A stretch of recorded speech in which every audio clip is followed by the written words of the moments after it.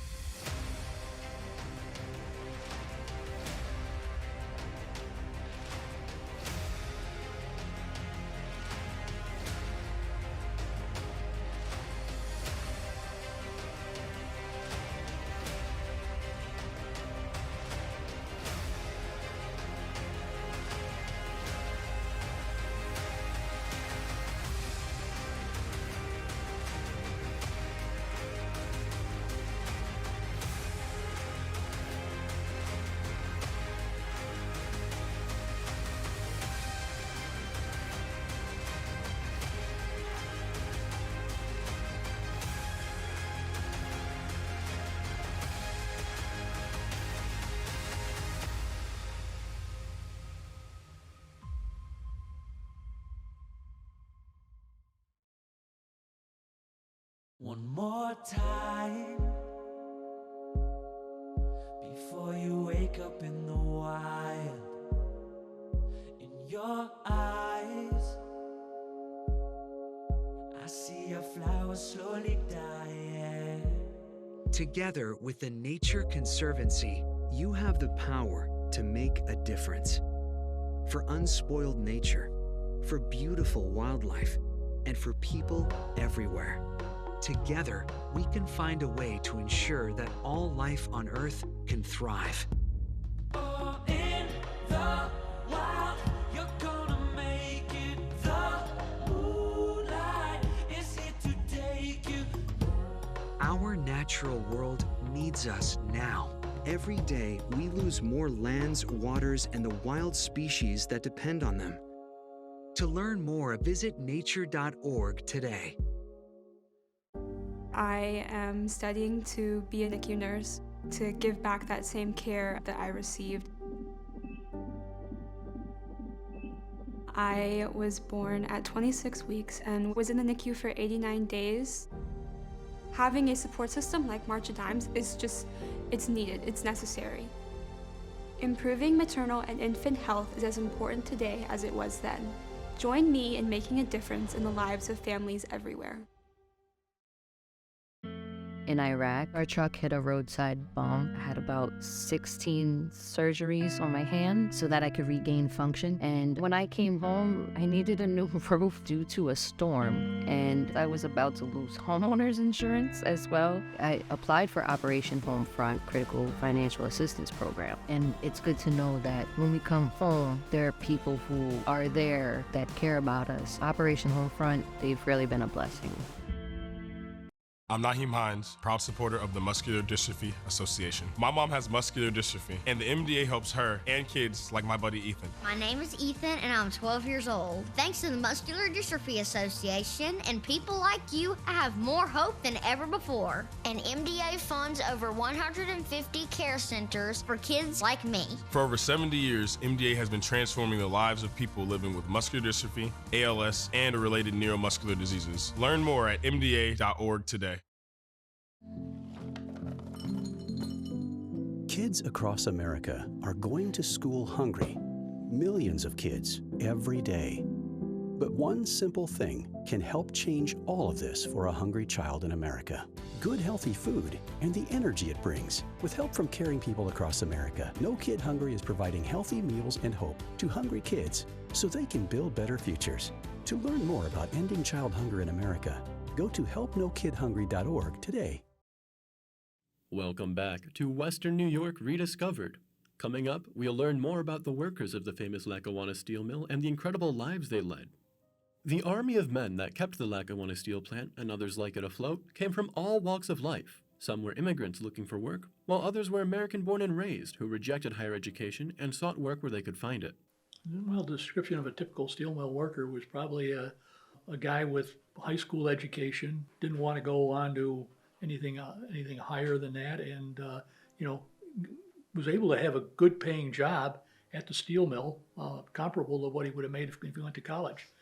And it was usually, I would say, be a family of parents before him had worked in the steel mill or some other comparable type of job. And also we did have a lot of immigrants who started here back in the 20s and the early days of the steel plant, the 20s, even into the 30s and 40s. So I had a lot of immigrants working in the plant. The physical demand steel production possessed required the average steel worker to be a strong, able-bodied man. A typical steel worker would be a male, because many of the jobs were physically demanding, and it could have been a local gentleman, or it could have been somebody who came from another country to work in the steel plant. While some may wonder what would make someone want to enter such a back-breaking occupation, the promise of job security and financial stability often was what lured men to this line of work. Well, there are a number of things that would lead someone to want to work in the steel plant. One is that they would have a relative already there. They would assist in their acceptance to work at the steel plant. But primarily, I think it was the money that they could make compared to other opportunities in the area. Typically, the starting wage when I started at the steel plant in December 12th of 1967, somewhere $2 to $3 an hour range, and although that doesn't sound like a whole lot, it was at that point in time compared to other opportunities for employment. It was a fairly secure job because you could look forward to working there 20, 30, 40 years and retiring from the plant. What benefits could a man working in a steel mill expect to receive for their long, strenuous hours of labor?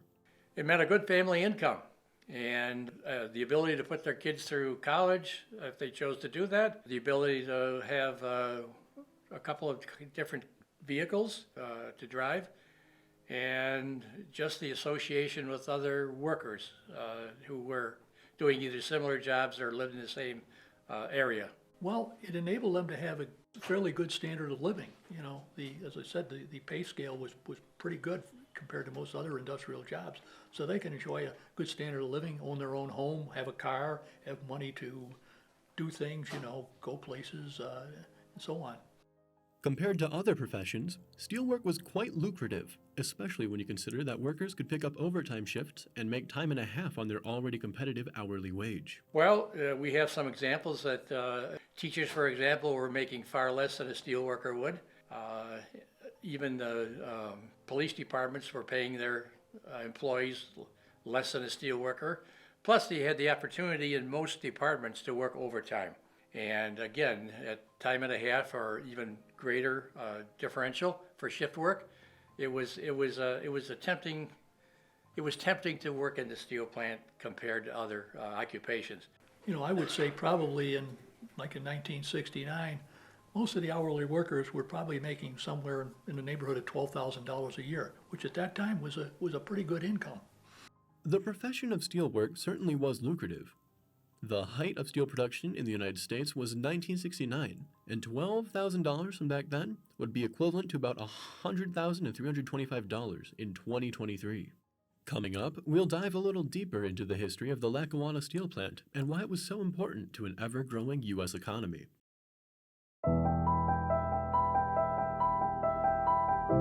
Hope, where are you hiding? I search for you in the seconds, the minutes of each and every day. Hear me as I call out to you. Take my hand. Lift me up as I lift up others. Welcome me home, Father, Mother, Sister, Brother, Son, Daughter. Hear us now. Alone we stood, divided we fell. No longer.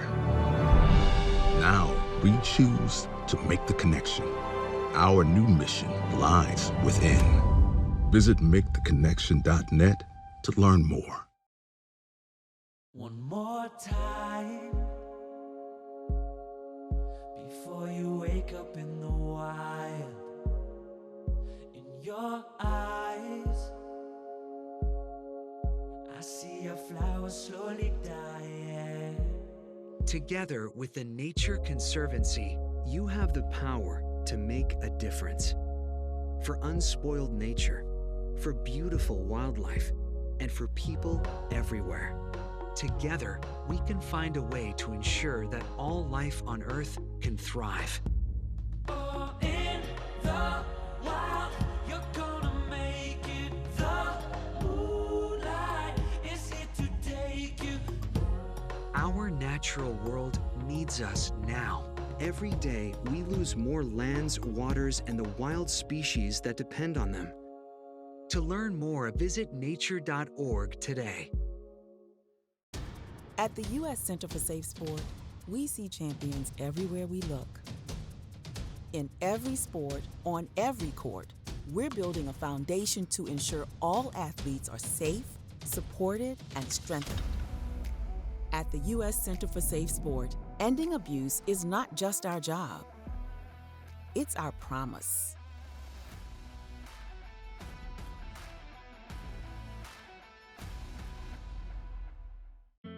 In Iraq, our truck hit a roadside bomb. I had about 16 surgeries on my hand so that I could regain function. And when I came home, I needed a new roof due to a storm. And I was about to lose homeowners insurance as well. I applied for Operation Homefront Critical Financial Assistance Program. And it's good to know that when we come home, there are people who are there that care about us. Operation Homefront, they've really been a blessing. Welcome back to Western New York Rediscovered. Working in a steel mill was truly grueling work. However, what brought steel production to Western New York? And why did Bethlehem Steel see it as a natural place to expand to? The Lackawanna plant began when, actually down in Scranton, Pennsylvania, when the Scranton Iron and Steel Works decided to move to a location where they had lake transportation. So that they quietly bought up property in what at that point in time was Seneca. This was in the 1901 era. And by 1903, they had built the steel plant, the Lackawanna plant, from scratch, and were making steel by 1903. Bethlehem Steel was started up around 1920 by Charles Schwab in Bethlehem, PA. He bought the Bethlehem plant, and he was looking to expand his production because the Bethlehem plant was primarily into structural mills, and the Lackawanna plant was versatile, made strip product, rails, structurals, and other things. And it was a fairly good location. It was on the water. You had cheap electricity. The plant was in need of modernization, but he had the money to do the modernization, so it gave him probably doubled or at least doubled his steelmaking capacity. With international tensions rising in the 30s and 40s, the U.S. would take a greater role in supplying our allies with armaments and eventually would need to supply our own troops with steel-based products. But what role would the Lackawanna steel plant play in the war effort? World War II was a huge opportunity for the Lackawanna plant and any other steel company to provide steel products for the war effort. World War II was a boom time for the plant. We know that they had a maximum of, say, 22,000 workers, but during the war we think that was even much higher.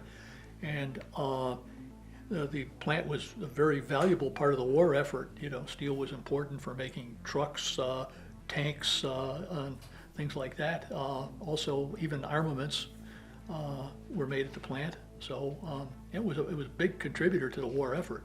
The steel produced at the Lackawanna plant was utilized by a variety of industries and was the baseline for manufacturing products that have become a staple of American life. The steel that came from the Lackawanna plant was primarily used for two industries. That would be the appliance industry, but also the auto industry. For example, we were a huge supplier to the Ford stamping plant located near the Lackawanna plant. Well, the Lackawanna plant was very versatile. We had strip product, which went into, making things like automobiles and trucks. We also manufactured rails for the railroad industry. We manufactured structural shapes, which also went to, for buildings. And we had a bar mill that produced a lot of bar product, which was used, a lot of it was used in the automotive industry. In 1977, Bethlehem reduced steelmaking capacity at Lackawanna. But how could such a prominent American industry begin to decline so rapidly? In 1977, the corporation decided to move some of the products that were being made at Lackawanna to some of the other plants, primarily just based on demand for those particular products. There had been a gradual downsizing of steel operations at Lackawanna, commencing actually in the early 1970s. By 1977, the open hearths had been shut down primarily here at Lackawanna, and other departments had been moved to other locations.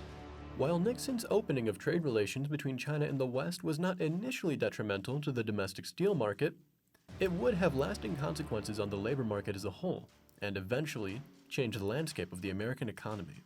I don't think back then it had much impact. In later years, like in the 90s, it did have a big impact because the Chinese were dumping a lot of steel in the United States. For years, production at the Lackawanna steel plant began to slow. But what were the contributing factors to the plant's ultimate demise? They were looking out into the future, and they recognized that their share of the steel market was shrinking, and they had too much capacity, so they had to shut down certain operations. So they shut down the rail mill and the structural mill at Lackawanna, and some other operations also, simply because they had too much capacity for the demand. There were a number of factors that led to the closing of the Lackawanna plant by Bethlehem Steel. One was overcapacity in relation to the domestic demand at that point in time, and the corporate made the decision to close the Lackawanna plant. Coming up, we'll discuss the effect that the closing of the Lackawanna steel plant had on Western New York, the nation, and ultimately the world. I'm Naheem Hines, proud supporter of the Muscular Dystrophy Association. My mom has muscular dystrophy, and the MDA helps her and kids like my buddy Ethan. My name is Ethan, and I'm 12 years old. Thanks to the Muscular Dystrophy Association and people like you, I have more hope than ever before. And MDA funds over 150 care centers for kids like me. For over 70 years, MDA has been transforming the lives of people living with muscular dystrophy, ALS, and related neuromuscular diseases. Learn more at mda.org today. Join Save the Children and get fed up. Fed up with the lack of progress. Fed up with the injustice. Learn how you can get involved in the fight against childhood hunger at savethechildren.org/getfedup.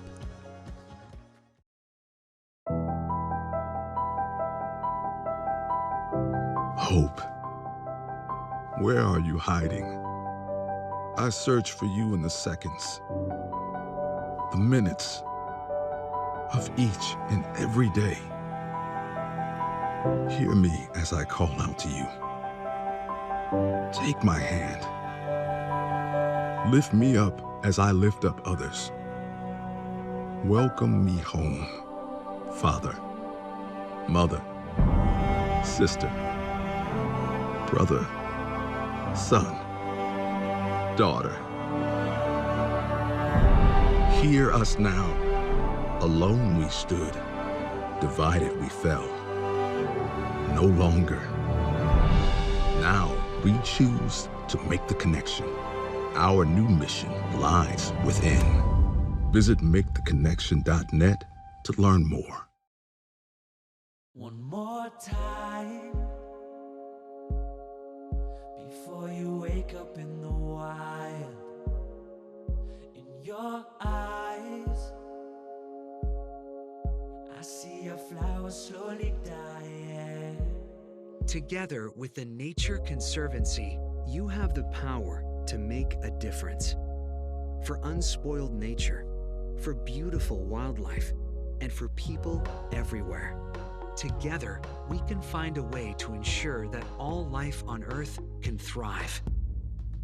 In the wild, you're gonna make it. The moonlight is here to take you. Our natural world needs us now. every day we lose more lands, waters, and the wild species that depend on them. To learn more, visit nature.org today. Want to learn more about the Western New York steel industry? Check out the Steel Plant Museum of Western New York by going to www.steelplantmuseumwny.org or scan the QR code on your screen for directions, operating hours, and more. Admission is free, and there is so much to explore through the archives and artifacts which reflect our industrial past, present, and future. Once again, that is www.steelplantmuseumwny.org. Welcome back to Western New York Rediscovered.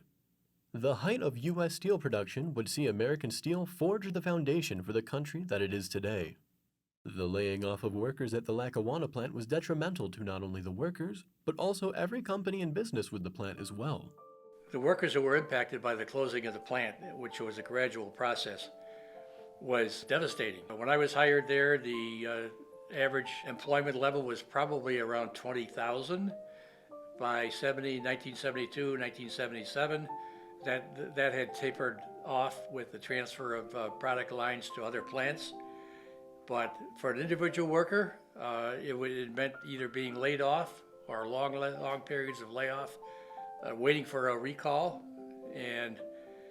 but it also had a huge impact on the suppliers to the steel plant, who were selling less product to Lackawanna and maybe had to go out of business because they were selling less product. Once the 80s rolled around, Bethlehem found themselves with a decision to make. They could continue to pour money into the plant, or they could shut it down. Well, the steel industry was in dire financial straits in the early 80s. The economy was not booming at that time. They also were getting hit very hard with foreign competition. Our foreign competitors were able to make steel at a much lower price, and they just looked out at the market and said, it isn't there, and they shut down the operations at Lackawanna. How did the closing down of the Lackawanna plant affect the surrounding community? It was devastating. I remember we made our last heat of steel on October 8th of 1983, and one of the immediate effects of the plant was that people moved away from the area to try to find employment in a similar industry or a different plant. Those who could not move away had to settle for or attempt to find employment at on a local level, and that again meant normally a significant cut in the take-home pay. Not only did the community find itself reeling in the loss of the plant, but the local economy was also severely affected. It was devastating. The impact on at that time there were probably somewhere in the neighborhood of 8,000 employees left, and to put them out of work, plus for every job in the steel plant, there's one or two jobs on the outside. It's a tremendous impact on the suppliers of different materials, even like, for example, truck drivers. Hundreds of truck drivers coming in here every week to haul the steel out. They lost their jobs. The railroad industry was affected because they brought raw materials and hauled out finished products. So it was a huge impact on the Western New York economy. The closing of the Lackawanna steel plant and many others like it across the country ended up influencing the production of steel in other countries. Well, it opened the door for foreign steel to come in and take up the slack that the American producers were not able to produce because of foreign competition. The door opened for foreign competition back in 1959 when there was a very long steel strike, and hedge buying by the customers of the steel plants, not just Lackawanna and Bethlehem, were running out of steel that they had stocked as a hedge against a strike. That was a significant factor in the change in the domestic steel producing situation. Without their lucrative steel jobs, many workers found themselves faced with several tough decisions. Oh, it was devastating, absolutely devastating. Erie County's population peaked in 1970, and it's gone downhill every year except in the last census we went up by 35,000. But I mean, that doesn't make up for the hundreds of thousands of people who left this area to find jobs in other parts of the country.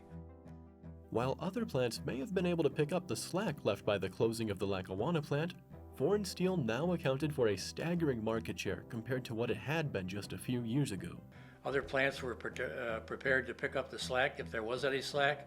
Just for reference, at this point in time, there were about 95 million tons of steel produced in this country, but the demand for steel is about 125 million tons. So that delta or difference has to be foreign steel. What does the loss of Lackawanna steel mean for the country as a whole? Basically, it meant that the U.S. was losing a big part of its industrial base, and jobs that were good-paying industrial jobs were being lost because of foreign competition, cars, steel, and other products coming into this country.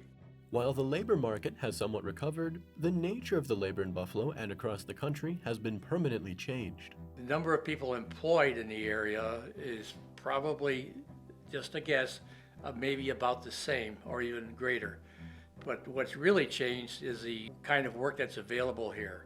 We've gone from primarily a industrial level employment base here to a service industry base. I don't think the labor market has fully recovered from the downturn in 1982. There were thousands of jobs were lost and people moved out of the area. Many people come into the museum who live in Florida or North Carolina, Georgia, Texas, California, who moved out of this area simply because they couldn't find good jobs. And they come back here and they reminisce about Buffalo and they say they would like to come back here, but there still aren't the job opportunities for them here in this area. While the closing of Lackawanna may not have rocked the nation to its core, it certainly was a daunting sign of things to come. I don't think that you can say one single plant affected the U.S., but the closing of many steel plants and other industrial facilities has had a big impact on our economy because there are a lot of good paying industrial jobs are gone. The people who lost their jobs with the closing of Lackawanna now found themselves having to start their lives over again. The closing of the Lackawanna plant had different effects on different parts of the local workforce. Some workers were actually able to get transfers to another Bethlehem plant. Some just, because their job description was very much steel related, they couldn't find anything steel related, so they had to find a job in another industry. But almost the reality is that most every industry would pay far less than a steel worker would be making at a steel plant. And overall, that has a huge impact on the ability of the local population who had to find other employment. Change in lifestyle was almost guaranteed. You gave the best years of your life to the plant, and the plant treated you well. You were well compensated for the dangerous work you did, and as a result, you were able to provide for your family. But with the plant shutting down, now that is all gone. Tonight, we caught a glimpse into the life of a steelworker, what they did, who they were, and why they did what they did. Ultimately, we learned that these men were victims of a dying American industry, and perhaps were even left behind by economic globalization. We also learned the history of the Lackawanna Bethlehem steel plant, and the steel it produced, as well as the lasting effect the closing of this plant had on the nation. Thank you for taking this journey through history with me tonight on Western New York Rediscovered.